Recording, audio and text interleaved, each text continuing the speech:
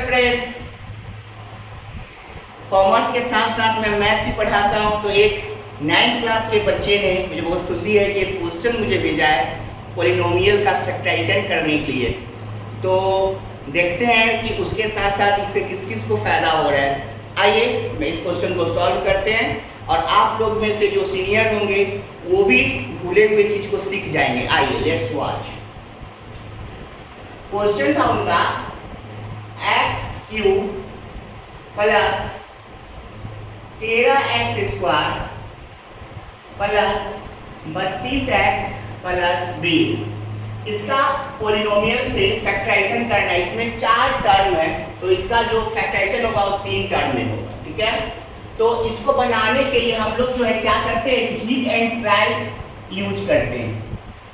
Heat and try. इसमें क्या होता है कि x का जो है वो हम लोग वैल्यू ले लेते हैं, या तो 1 ले लेंगे या -1 या 2 -2 3 या -3, यानी कि इसको बारी बारी से डालकर देखेंगे। जिसको डालने पर 0 आ जाएगा समझेंगे कि वो उसका एक फैक्टर हो जाएगा। ठीक है, तो 1 जो है इसको हम डाल के ऐसा ही देखते हैं क्या इससे 0 आ सकता है। तो देखिए 1 को डालेंगे क्योंकि सब प्लस में ही है तो 1 को डालने पे कभी 0 नहीं आएगा।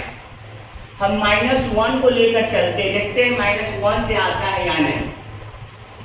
तो -1 का क्यूब प्लस 13 इंटू -1 का स्क्वायर प्लस 32 इंटू -1 प्लस 20। किसी भी माइनस का अगर हम क्यूब करेंगे तो वो माइनस में ही आएगा, प्लस और किसी भी माइनस का स्क्वायर इवन नंबर में होगा तो पॉजिटिव हो जाएगा। ठीक है, प्लस 32 इंटू -1, ये -32 हो गया और प्लस 20, तो -1 13 इंटू 1 हो गया प्लस 13 और -32 प्लस 20। माइनस वाले को एक साथ जोड़ दीजिए तो -33, अब प्लस वाले को एक साथ जोड़ दीजिए तो +33, तो क्या आया 0। इसका मतलब -1 जो इसका एक फैक्टर है। तो अब देखिए अगर हम जो है x के इक्वल टू में -1 एक फैक्टर निकाले हैं तो उधर का माइनस इधर आएगा तो क्या हो जाएगा +1, यानी कि इसका एक फैक्टर जो है वो आपको x + 1 निकल गया। अब हमको एक फैक्टर x + 1 निकल चुका है, हमको 2 फैक्टर चाहिए। तो आइए इसको अब हम लोग उसी हिसाब से बनाते हैं। ये तो आपको मैंने बता दिया, आप लिख लीजिएगा। क्वेश्चन यहाँ से स्टार्ट होगा। x³ प्लस 13x² था प्लस 32x प्लस 20। हमको अब एक फैक्टर 1 आ चुका है तो 13 में से कितना हम हटाएंगे कि हमको 1 आ जाएगा, तो 1 को ही हटाएंगे। तो x³ 13 को 2 भाग में तोड़ देंगे, एक हो जाएगा x², एक हो जाएगा 12x²। देखिए 12 और 1 13 हो गया और यहाँ पर 1 आ गया, फैक्टराइजेशन था। अब उसके जब यहाँ पे 12 हुआ है तो इस 32 का भी 2 फैक्टर इस तरह से तोड़ी जिसमें एक 12 हो। तो अगर एक 12x होगा दूसरा क्या होगा 20x हो जाएगा। क्योंकि 12 प्लस 20 मिलकर 32 हो गया और 12 क्यों लिए, क्योंकि यहाँ पे 12 था, हमको कॉमन 1 लाना है इसी कारण, और जो लास्ट था उसको रख दिए। अब हम जो है क्या करेंगे, ये जो x³ है इस और यहाँ है आपका x², हम x² को कॉमन ले लेंगे तो ब्रैकेट में क्या आ जाएगा x + 1। देखिए आपका जो एक फैक्टर आया था वो यहाँ आ गया। यहाँ से आप 12 को कॉमन ले लीजिए, दोनों में 12 है।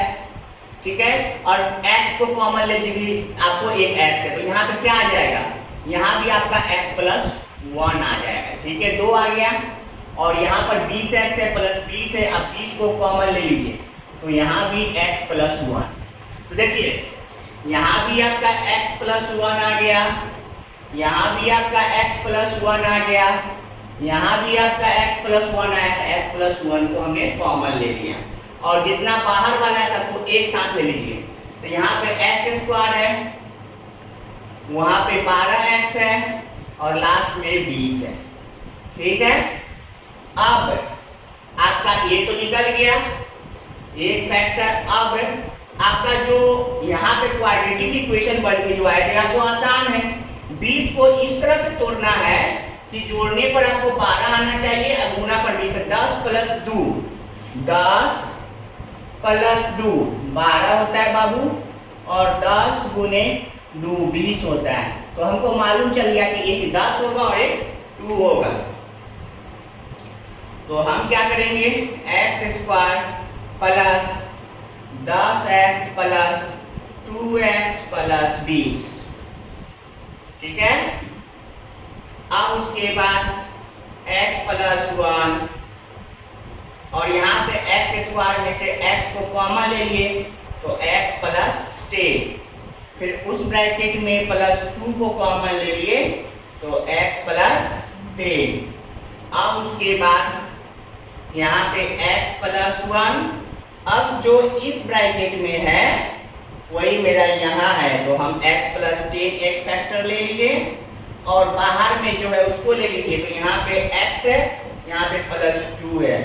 तो इस तरह से इस पॉलिनोमियल के 3 जो फैक्टर निकले वो x प्लस 1, x प्लस 10 और x प्लस 2। तो मैंने इस क्वेश्चन को सॉल्व कर दिया है आपको, और बहुत अच्छे से मैंने बताया है, जो बच्चे कभी नहीं भूलेंगे। इसी तरह से आप 8, 9, 10, 11, 12 कोई भी मैथ हो आप बिंदास लीजिए मेरे पास। कॉमर्स का कोई भी क्वेश्चन हो, किसी भी सब्जेक्ट से हो, अकाउंट्स का, बिजनेस लॉ का, बीएसटी का, मैं सारा क्वेश्चन आपको सॉल्व करके दूंगा। बस इसी तरह से प्यार बना कर रखें। तब तक के लिए जय हिंद।